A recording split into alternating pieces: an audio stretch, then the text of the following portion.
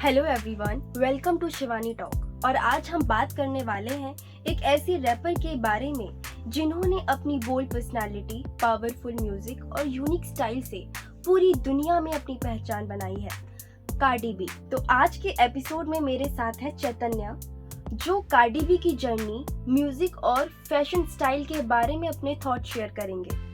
तो चलिए शुरू करते हैं आज का episode.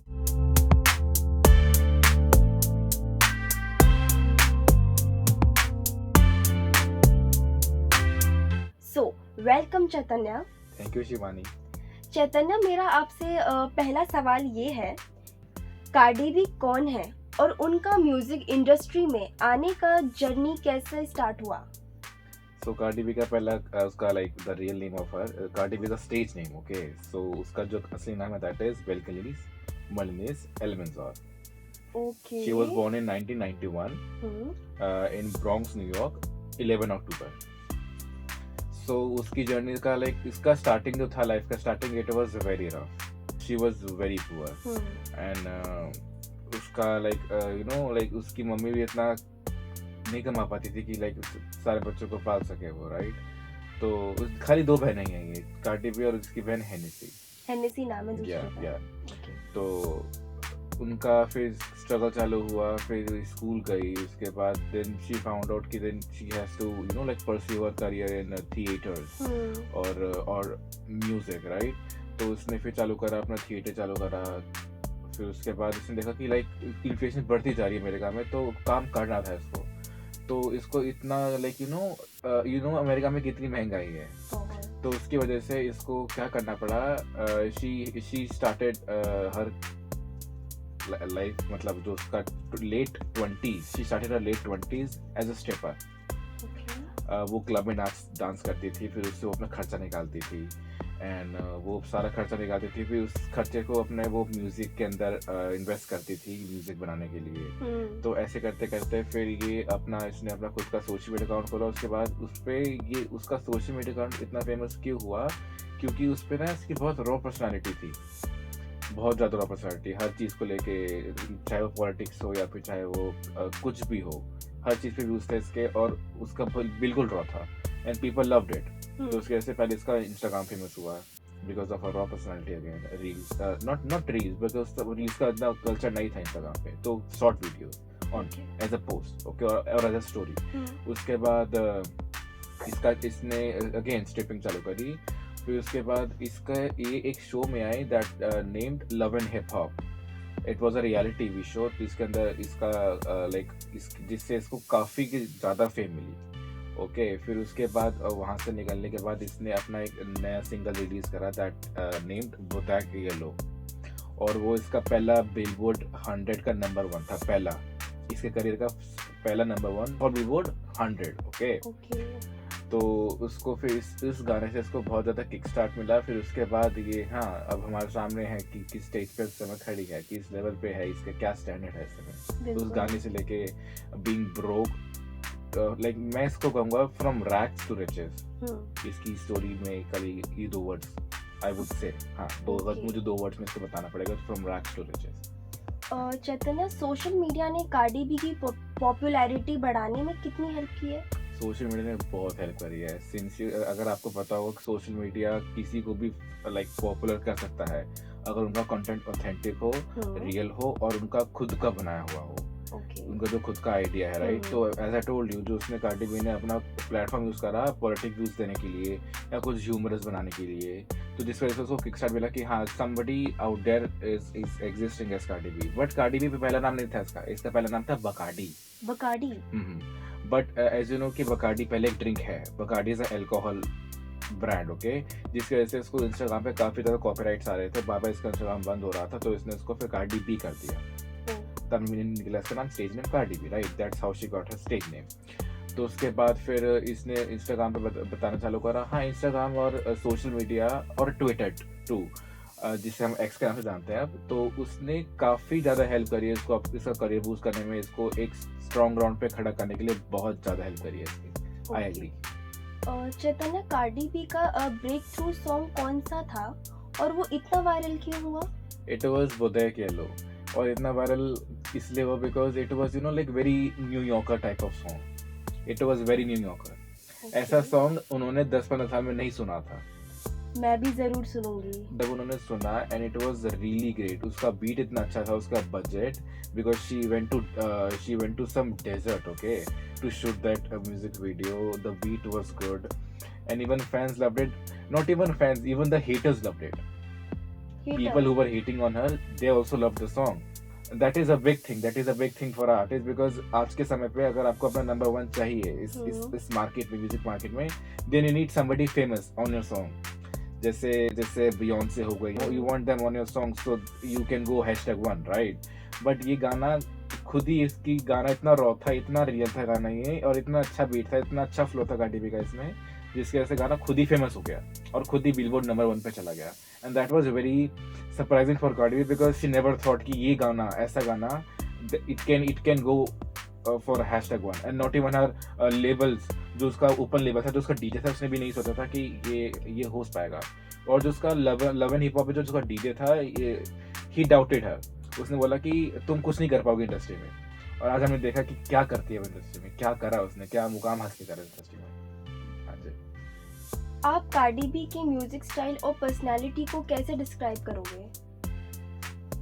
I would say it is bold, Okay. unapologetic, and like it is woke. For me, it is very woke. Whatever she's saying, she is going to stand on it. She's not going to put, like just get back to it. She will never do it. वो उससे पीछे कभी नहीं हटेगी जो उसने बोला है। Either she will accept it, or yes, she has a strong ground कि हाँ वो काफी ज्यादा bold है, और अपने म्यूजिक के थ्रू दिखाती है कि काफी she is very bold, okay, चाहे वो म्यूजिक वीडियोस हो या फिर लिरिक्स हो या फिर कुछ भी हो, दिखाती है कि that she is very bold and she is a statement maker for me. अगर उसने कुछ बोला तो yes, it's a dope statement for me, right? तो हाँ, it is very raw and very bold for me. अपने करियर के start में कार्डी बी को कौन से स्ट्रगल फेस करने पड़े? जैसे आपको पता है कि कोई नया आर्टिस्ट आता है, जैसे समझो कि 2 सिंगर्स है, राइट? वो पहला वाला सिंगर इज वेरी फेमस, तो she got compared to a rapper name Nicki Minaj, okay. तो उनका जो कंपेयर करा, उसके निकी मिनाज के fan started comparing Cardi B with Nicki Minaj, okay, her personality, her music and her everything, okay, her persona, right? या सब कि Cardi B is copying and all, right? तो उन्होंने कंपेयर करना चालू करा, तो उसकी वजह से Cardi B and Nicki Minaj got in a beef culture is, 2 rappers आपस में लड़ते हैं तो उसे हम बीफ कहते हैं, नॉट लाइक वो फिजिकली लड़ना, नहीं, अपने गाने के थ्रू लड़ते हैं, गाने के थ्रू कंपटीशन करते हैं। तो लाइक पहले बैक एंड फोर्थ करते हैं गाने के थ्रू, राइट? तो उन्होंने कंपेयर करना चालू करा। This was a very rough phase for Cardi B, because Cardi B used to listen to Nicki Minaj when she was a simple girl, okay, like a 19 or 20-year-old Cardi B used to listen to Nicki Minaj. But when fans started comparing her to Nicki Minaj, so it was something, somewhere it was great, because Cardi B is being compared to the queen of rap, okay, because Nicki Minaj के समय में कोई भी wrapper नहीं थी, female wrapper इतनी bold नहीं थी। उसके बाद कार्डी बी है Nicki Minaj के बाद, that's why they started comparing. तो कार्डी बी के लिए कहीं ना कहीं अच्छा था, बट ज्यादा नेगेटिव था ये चीज, क्योंकि क्योंकि अभी अगर आपने कुछ खुद रिलीज करा और आपको लोग कंपेयर करना चालू करते हैं कि आपने कॉपी करा है, तो आपको बुरा लगेगा कि मैं तो ऑथेंटिक थी ना, हमने लिखा था, जो भी हमने करा वो तो हमारा खुद का है ना, right? So that is why they got in a beef, and it was a very rough phase for Cardi B, like for starting it 2 to 3 years in the industry, because she was getting attacked by the other fan bases, कि she's trying to surpass Nicki Minaj, she's trying to take her throne and all. तो उस वजह से it was a very rough phase for Cardi B in music industry, and अभी recently भी उसका काफी rough phase था when she got divorced with her husband, Offset. They got divorced, so it was also a very rough phase for Cardi B, because people were making things up कि Cardi B did this, Cardi B did that, and Offset is not at fault. तो काफी ज्यादा rough phase था ये दोनों, I would say, Cardi B का। एक तो पहले कंपेयरिंग, और उसके बाद इनका जो हस्बैंड से इनका डिवोर्स हुआ। जी। चैतन्य, हिप हॉप इंडस्ट्री में कार्डी बी का इम्पैक्ट आप कैसे दिखा सकते हैं? अभी जब I would I'm going to compare now. I'm going to compare Cardi B with Nicki Minaj, okay? So Nicki Minaj के समय पे कोई भी फीमेल रैपर नहीं थी, she was only female rapper. But जब कार्डी बी आई तो कार्डी बी ने अपना जो उसका प्लेटफॉर्म है, she let other female rapper use it too. उसने अपने गाने में फेंडी द रैपर और वी कैन से ग्लोरेला और Latto is a good artist, yes she is a very famous artist, but also Latto. Cardi B ने उनको अपना ground दिया जिससे वो अपने आप को एक्सप्रेस कर सके. और आप देख सकते हो इन दोनों का काफी स्ट्रॉन्ग ग्राउंड है, फेंडी द रैपर और इसका ग्लोरेला का काफी अच्छा फैन बेस है इन दोनों का भी.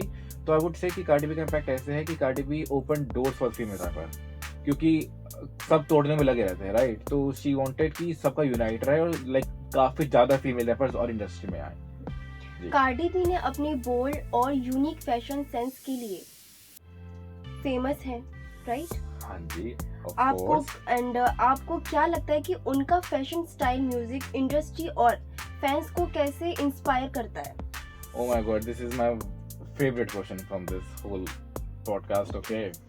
So मेरे लिए ये ऐसा रहेगा because Cardi B is also making fashion statements year after year in Paris Fashion Week, okay? So मेरे लिए I would say कि Cardi B का like fashion ग्राउंड बहुत स्ट्रॉन्ग है. अगर उसका रैपिंग ग्राउंड बहुत स्ट्रॉन्ग है तो उसका फैशन ग्राउंड बहुत स्ट्रॉन्ग है. She has good fashiन सेंस और जो भी वो पहनती है she knows how to carry it. चाहे वो मूगलेर हो, चाहे वो वर्साची हो, चाहे वो कोको शैनल हो या फिर वो स्केपेरेली हो, जो भी पहनेगी if she is going to you know like she is more into like 70s style. तो वो ज्यादातर उनका ना विंटेज कलेक्शन पहनती है जो कि ऑलरेडी बहुत साल पहले रिलीज हो चुका है. वो कभी कभी पहनती है उनका जो रिसेंट होता है, जैसे लाइक कभी कभी तो उसका ये तक होता है कि जो fashion piece, okay, the outfit जो अभी रनवे पे चल रहा है वो उसने ऑलरेडी पहन रखा होगा, ओके, जो कि अभी तक रिलीज भी ना उसने ऑलरेडी पहन रखा होगा. ऐसा भी है उसका, राइट? बट उसका ज्यादातर उसको जो हाथ रहता है उसका, अगर हम देखें कि पैरिस फैशन वीक के लिए लेके, तो ज्यादातर उसका हाथ रहता है विंटेज पे, जो उनका ओल्ड कलेक्शन होगा, जो उनका लाइक विंटेज भी बहुत लाइक 10 से 20 साल पहले का कलेक्शन, ओके. तो ज्यादातर विंटेज जाती है. और अगर उसे थोड़ा सा लाइक अगर नए आर्टिस्ट, नए डिजाइनर है तो उनका भी वो क्या कहते हैं, जैसे गौरव गुप्ता हो गया, गौरव गुप्ता की शो में गई थी वो पेरिस, तो I really liked it, okay. And when Cardi B wore him for I guess it was No Love music video. When I saw Cardi B in that custom gown of Gaurav Gupta, oh my god, I was fascinated. And when I got to know that it's Gaurav Gupta, oh my god, मेरी खुशी को कोई ठिकाना नहीं रहा, because Cardi B और India का पहला कनेक्शन दिखा मुझे कि yes, she knows somebody from India has we have also like fashion designers like that. उसके बाद जब Cardi B ने पहना तो उसके बाद वो फेमस हुआ. देन उसको ऑर्डर आने लगे बाहर की शादियों के लिए. Then Shakira wore it, then Beyonce wore it, and then Chloe wore it, and जो भी जाता टूर पे वो एक बार गौरव गुप्ता को पहनता है. I would say Cardi B ने गौरव गुप्ता को रिवाइव करा है उसको पहनकर. उसने उसका लाइक उसका जो फ्यूल था कार्डी बी ने उसमें उसको हेल्प करी है. तो this was like my biggest notice. Okay, अभी रिसेंटली कार्डी बी ने अपनी नई एल्बम रिलीज करी है, एम आई द ड्रामा. काफी सालों के वेट के बाद, बहुत सालों के वेट के बाद, like right, she was teasing this album from 2017. Her second studio album जो उसका है second, am I the drama, उसका फर्स्ट था invasion of privacy, that was release in 2018, okay. उसने 2019, 2020, 2021, 2022, ओह माय गॉड, उसने इतने सालों बाद रिलीज करी album. I was so happy कि उसने फाइनली रिलीज करी. जब उसने अनाउंस करा एल्बम को लास्ट अगस्त में, उसने अनाउंस कर दिया था कि उसकी एल्बम आ रही है सितंबर में. तो या I was so happy. Wow, आपको क्या लगता है कि इस एल्बम का थीम और मैसेज उनके फैंस को क्या फील करवाना चाहता होगा? एल्बम का जो एल्बम का नेचर है, since it's a second studio album, तो उसका नेचर ऐसा है कि it is not just one themed album, जैसे कोई सैड एल्बम हो या फिर कोई बहुत हैप्पी एल्बम हो. It is mix of everything. From Bodega Betty track to Dead, okay. Bodega Betty is like a very fun track. It's like a Spanish, like a Spanish beat, right? It's a Spanish beat and उसका lyric भी Spanish वाला है, right? तो from Bodega Betty to Dead जो गाना है, it is Dead के अंदर Summer Walker featured है, okay. तो उसका वो वाला गाना कार्डी बी में जो एल्बम का ये गाना है, इट इज़ वेरी सैड, क्योंकि कार्डी बी ने इसमें अपना ये वाला फेस रखा है जिसमें वो काफ़ी हर्ट थी जब उसका दिल टूटा बिकॉज ऑफ हिज हर क्या ये ओन, रियल है? या her own husband cheated on her for like 5 to 6 times, right? तो उसके वजह से उसने अपना पूरा दिल निकाल के इस गाने में रख दिया। फिर डेड से लेके अगर हम चले जाएं हेलो पे, राइट? हेलो भी like it's a very fun song because she is introducing that hello it's me, okay. उसके बाद फिर अगर हम हेलो से चले जाएं नाइस गाय पे, nice guy is like very romantic song, nice guy featuring Tyla. It is very romantic song. Okay, she's putting out her like a lover girl side, right? Nice guy से चले जाएं उस पे don't do too much of it trophies, या फिर on my back. Okay, on my back is one of my favorite track. Cardi B का message ये था कि yes, she's reviving her career now because उसका जो बेबीज हुए हैं और उसके बाद जो उसके ब्रेकडाउन हुए because of her own husband, तो उसकी वजह से कार्डी बी को अपना करियर दोबारा रिवाइव करना था। तो this album was just a kick start for that revive, okay. और उसके बाद अब वो काफी बड़े बड़े प्रोजेक्ट्स निकालने वाली है, उसका भी सारे र्यूमर्स आ रहे हैं। तो it was really a great message to fans that yes, I am here now, और now just sit back and relax and just enjoy the ride. Okay, so Cardi B की सक्सेस स्टोरी से younger artist क्या सीख सकते हैं? Cardi B की success story से young artist क्या सीख सकते हैं? I would say just one thing, you know, like the best thing in her is that bold. अगर तुम बोल्ड हो, अगर तुमने कोई स्टेटमेंट बनाया and you know that statement is 100% right and you are right too, तो no matter what, no matter anything happen to you, you should stand on that statement, because वही statement आगे जाके hard work, I would say, हाँ, hard work और like keep like grinding, you know, because keep hustling, and skills भी important हो सकती हाँ, है। skills भी important हो सकती है। और उसका एक मूवी आया था हसलर्स, कार्डी बी की, ओके, एक मूवी है हसलर्स। तो उसके अंदर उसका पूरा दिखाया कि कैसे, उसके अंदर ये दिखाया कि कैसे वो बने कार्डी बी, बट उसके अंदर ये दिखाया कि कैसे जो स्ट्रिपर्स जो do stripping for the money, okay, तो कैसे सर्वाइव करती हैं और कैसे पैसे कमाती हैं, राइट? उसके अंदर पूरा ये दिखाया गया है। तो I would say the only best thing Cardi B can inspire the new generation of rappers is that just be bold, you have to be you, just be yourself, and जो भी होगा देखा जाएगा, उसका ये है। हाँ जी। So thank you Chaitanya. तो दोस्तों, ये था हमारा आज का पॉडकास्ट एपिसोड, जहां हम कार्डी बी की जर्नी और इम्पैक्ट के बारे में बात की है, और इस कन्वर्सेशन में आपने इंटरेस्टिंग थॉट शेयर किए चैतन्या डिंगरा। सो थैंक यू सो मच। अगर आपको ये एपिसोड पसंद आया है तो इसे शेयर ज़रूर करें। मैं हूँ शिवानी और आप सुन रहे हैं हमारा पॉडकास्ट। मिलते हैं नेक्स्ट एपिसोड में एक नए टॉपिक के साथ।